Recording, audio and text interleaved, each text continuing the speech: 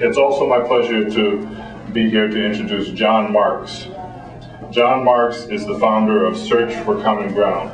It's an organization that uses the methods and means of community media to provide the tools to help create understanding between ethnic communities and to sow the seeds of peace in war-ridden areas of the world. In short, his work is about hope and enabling individuals to speak for themselves and to shape a better future. And so he stands for all that we all intend to do. John Marks. I'm incredibly privileged to be here, and because I've been doing your work around the world for the last 24 years without knowing it, and now I know it. I'm head of a nonprofit called Search for Common Ground. And we work and we have offices in 17 countries. Settle down, I mean, sit down. It's ridiculous you're all standing up. I mean, because I'm going to go on for a few minutes and I'm going to show you some tape. And I know TV people appreciate seeing tape and sometimes even like it. So, and if you can't see that screen, you're not going to be able to do it. So if you could get yourself in a position, you can see this. I'm not really going to talk so much as just tell you a few things and then go to the tape. Not even waiting till 11 to do it. And so when I work in places like Burundi and Angola and the Middle East, trying to bring people together. And my organization is called Search for Common Ground, as the name implies, but we have something called Common Ground Productions. And what we do is we produce television. We actually do a lot of radio soap opera and television soap opera. We use all formats that you could think of as ways of bringing people together.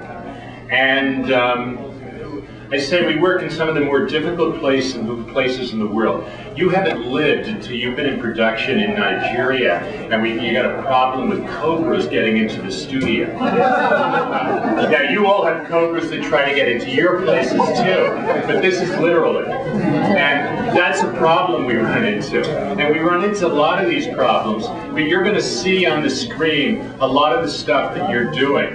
And in fact, there are a lot of, I'm offering you free programming too, which I know is sometime of interest. And the first thing I'm going to show you is just going to give you some background in the kind of work that we're doing.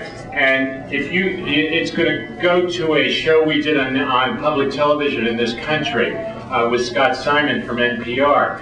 And actually it was called Search for Common Ground, and we had a program on what's the common ground on abortion, another program on what's the common ground on gun control, all the most contentious issues.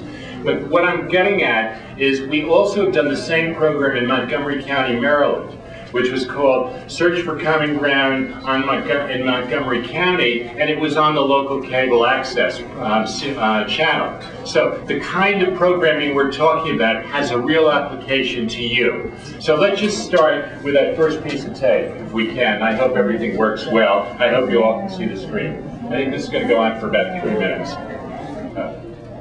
Dialogues and meetings. It means providing training in mediation and conflict resolution. We're about It also 20 seconds on workshops for Macedonian journalists in setting up investigative reporting projects that improve cross-ethnic understanding. It reduces polarization. It has its own television production unit, Common Ground Productions, for reaching mass audiences. In Macedonia, Common Ground Productions co-produced a 6-part series on resolving ethnic conflict. One of the programs focused on the village of Nakalet, where Macedonians and Albanians have lived together peacefully for centuries. Despite ethnic conflict all around them, the people in this village are not fighting. The Common Ground program wanted everyone in Macedonia to know their secret, connecting with each other as human beings. Common Ground Productions started in the United States, where it produced a 10-part series for public television. It tackled the most difficult issues facing the country: gun control, abortion, euthanasia, relations with Cuba. The idea was to show an alternative to how conflict is normally pictured in the media. Hello, I'm Scott Simon, and welcome to the Search for Common Ground series. Today's edition will look at gun control. And news organizations report on subjects like this when they usually express the disagreements. This program will be different. We certainly won't ignore the conflict, which is central to understanding each side, but we'll also ask our guests from the NRA and Handgun Control to look beyond their disagreements to see if they can discover some common ground. Next, common ground for... Okay, Talbot, all you need is a mediator, host who could do the training. Most talk shows polarize. We do talk shows that bring people together. Very simple. We can provide training. Others can provide training. There's usually a local community mediation center where you can find somebody who has the skills to bring people together on television. What's the common ground on the location of the new dump? What's the common ground between the school board and the parents? All those issues. And your job, it seems to me, is to help communities work, and that's what this is about. Now, we do a lot of TV around the world. We also do radio. Radio, particularly in Africa. And I don't know, your community media doesn't include radio? Doesn't include radio? Yeah, okay. In lots of places in Africa where we work, there are about 100 people in the capital city who actually have television. And radio's where it's at. So you can reach the masses with radio, not television. So we went retro. You know, everybody's going from radio to television. We went from television back to radio to do this work around the world. And the first radio studio we set up, we're not a radio broadcaster, we set up a studio to produce programming in Burundi that had Hutu journalists and Tutsi journalists, and they came to work, and they were asked to leave their ethnicity behind them and co-produce, in essence, which made it common ground, which made it coming together, which made it fair, and all that. So here's a little piece of tape from Burundi about common ground journalism there. How can a small group of devoted journalists bridge the gap between the warring factions? Here's part 2 of The Voice of Hope. Studio Ijambo is funded by Search for Common Ground, a Washington, D.C. based nonprofit that tries to resolve conflict through the media. Brian fights to translate this idea into action in a region where airwaves mean power, and the power elite guard the airways. It's been an uphill battle from the start. A lot of people basically laugh in my face. He's built the studio on the fundamentals of good journalism.